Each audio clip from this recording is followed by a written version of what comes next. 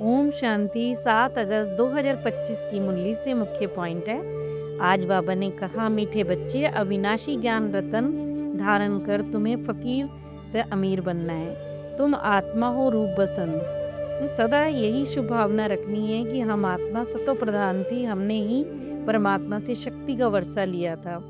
इसी शुभ भावना से पुरुषार्थ कर सतो प्रधान बनना है। बच्चों के मन में आता है कि सभी सतो प्रधान थोड़े ही बन जाएंगे।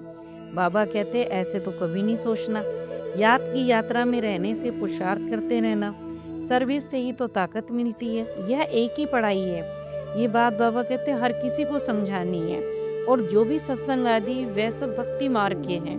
भक्ति करते करते बैगर बन गए हैं। बाबा कहते भक्ति वाले बैगर फकीर और हैं और तुम और किस्म के बैगर हो। तुम अमीर थे यानी सतयुग में थे, अब गिरती कला होने के कारण फकीर हो गए हो। तुम ही तो विश्व के मालिक थे, अमीर चंद से फकीर चंद हो गए हो। अब अविनाशी रतन ज्ञान धारण करने से आत्मा रूप बसंत यानी आत्मा को ये ज्ञान पहले भी धारण करना है, फिर दूसरों को सुनाना भी है, परमात्मा का भी बनाना है। आत्मा ही तो धारण करती है। शरीर तो विनाशी है, इसलिए उसे जलाया जाता है। जो चीज काम की नहीं होती उसे जला दिया जाता है। आत्मा तो अजर अमर है, ना तो जलती है, न कटती, न डूबती। सत्युग में अपनी मर्जी से शरीर लेते भी हैं और छोड़ते भी हैं, क्योंकि आत्मा मालिक है ना। अभी देखो, तुम जानते हो कि ये शरीर तुम्हारे जन्मों के अंत के जन्म की पुरानी खाल है। 84 जन्म पूरे लिए हैं। कोई 50, 60, 70 के भी हैं। त्रेता में देखो आयु कम हो जाती है। अब सतयुग में फुल आयु 150 वर्ष होती है। वहाँ जाने का पुरुषार्थ बाबा कहते करना है। वहाँ देखो ताकत रहती है, क्योंकि सारी सतो प्रधान है तो बाबा कहते वहाँ ताकत बनी रहती है। यहाँ देखो अकाले मृत्यु के कारण आत्मा की ताकत कम हो जाती है। परमात्मा कहते जैसे मैं सर्वशक्तिमान हूँ, ऐसी तुम्हें भी शक्तिवान बनाता हूँ। पवित्र रहना है, याद में रहना है, तब तो शक्ति मिलेगी ना। अभी देखो परमात्मा से शक्ति लेकर पुण्य आत्मा बनते हो। पाप आत्मा तो शक्ति ले नहीं सकती है, क्योंकि ताकत ही नहीं है। परमात्मा की याद के साथ सर्विस भी करेंगे तो ताकत भी मिलेगी। समझो कोई सेंटर खोलते हैं तो बहुतों की आशीर्वाद मिलती है। जैसे देखो मनुष्य धर्मशाला बनाते हैं ना, तो कोई भी आए विश्राम पाता है ना वहाँ, तो दुआ भी मिलती है, आत्मा भी खुश होती है, क्योंकि देखो रहने वालों को आराम मिलता है, तो दिल से क्या निकलेगा उनके। फिर देखो परिणाम दूसरे जन्म में सुख मिलेगा। जो दिल से दुआ मिलती है तो जिसने बनाया होता है उसको लगती है ना। मकान अच्छा है, सुख देने वाला होगा। हॉस्पिटल खोलेंगे तो तंदुरुस्ती अच्छी रहेगी। यूनिवर्सिटी खोली तो पढ़ाई अच्छी रहेगी। स्वर्ग में तो फिर हॉस्पिटल होती ही नहीं है।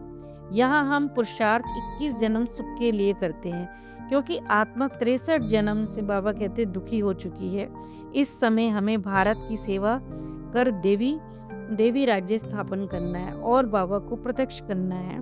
फिर कहा कि हम ब्रह्मा को भगवान देवता नहीं बनाते हैं, ये तो पतित है, इसके तो तन में प्रवेश किया परमात्मा ने। झाड़ में ऊपर चोटी में खड़ा है ना बाबा कहते पतित है, फिर नीचे पावन बनने के लिए तपस्या कर, फिर देवता बनते हैं। तपस्या करने वाले ही ब्राह्मण हैं। तुम ब्रह्मा कुमार कुमारियां से राजयोग परमात्मा से बाबा कहते सीख रहे हैं। तो फिर देखो मुरली से ताकत भी मिलती है। याद में नहीं रहेंगे तो ताकत कम होती जाती है और सजाएं खाकर पद भी कम हो जाएगा।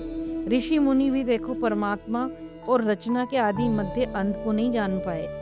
तुम भी देखो अब इस नॉलेज को जानते हो।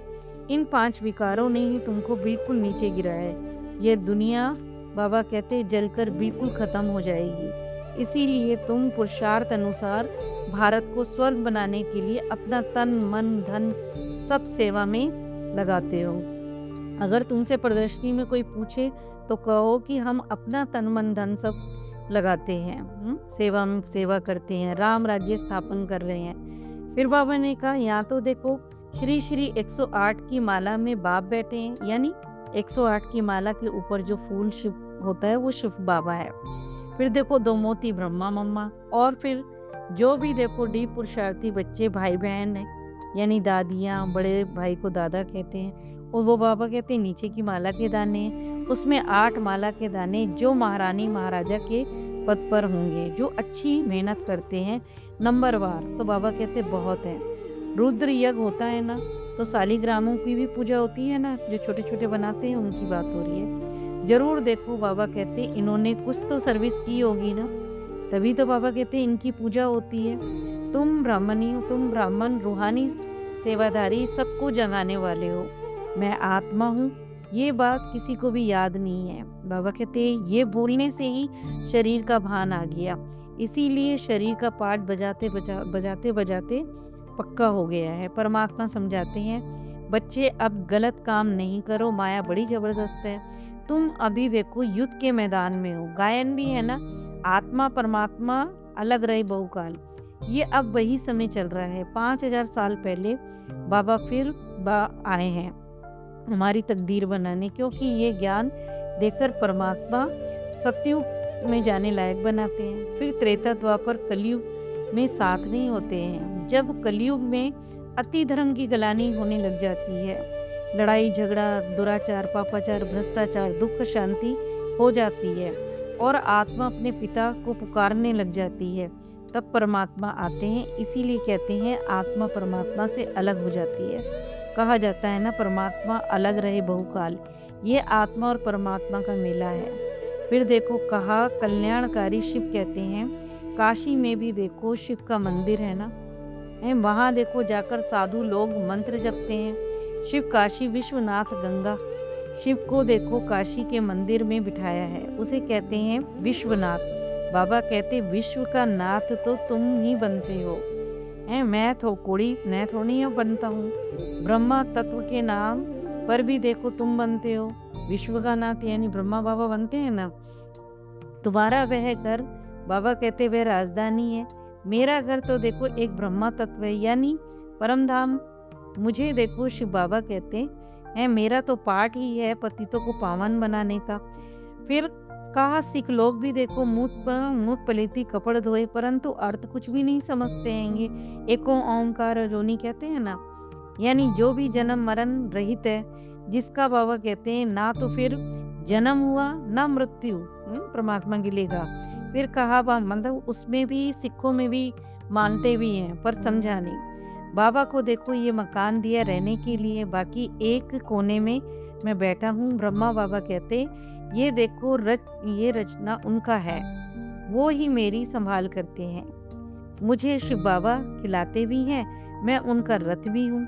तो फिर कुछ तो फिर खातरी करेंगे ना, ब्रह्मा बाबा कह रहे हैं। इस खुशी में मैं खाता हूँ, 2-4 मिनट में भूल भी जाता हूँ। तब मैं समझता हूँ कि बच्चों को याद क्यों नहीं रहती है।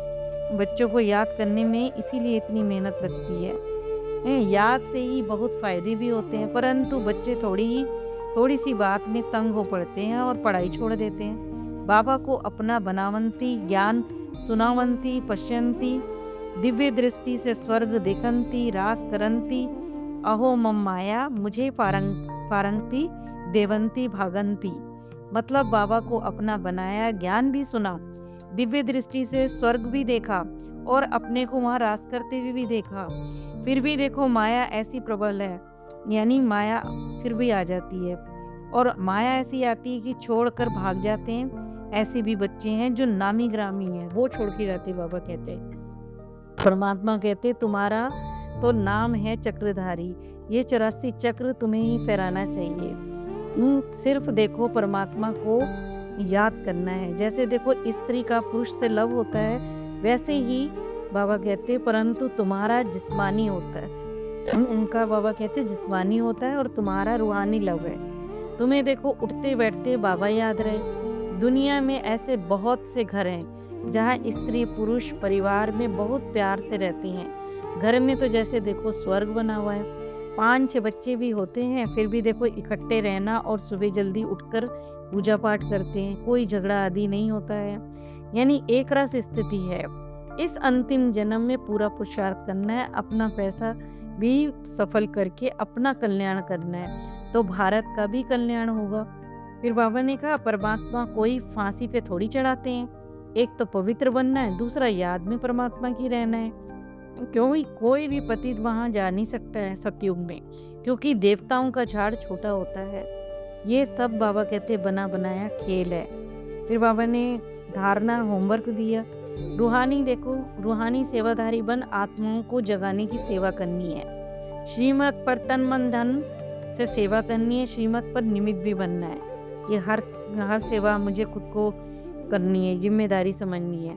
सुदर्शन चक्रधारी बन 84 का चक्र बुद्धि में फिराना है।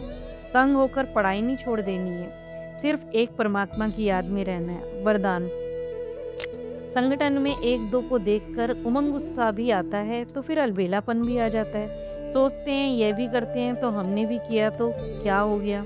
इसलिए संगठन से श्रेष्ठ बनने का सहयोग लो। हर कर्म करने से पहले विशेष अटेंशन व लक्ष्य हो कि मुझे खुद को संपन्न बनाकर सैंपल बनना है, मुझे करके औरों को कराना है। फिर बार बार लक्ष्य को अपने सामने लाओ, लक्ष्य और लक्षण को मिलाते चलो तो शक्तिशाली हो जाएंगे। यानी बाबा कहना चाहते हैं संपन्न यानी सर्व गुण में परफेक्ट होना चाहिए। सर्व गुण में परफेक्ट पहले खुद बनना है, फिर दूसरों को भी बनाना है। आपको गुणों में भी परफेक्ट बनना है, इसीलिए जो भी कर्म करके उसमें विशेष अटेंशन देना है।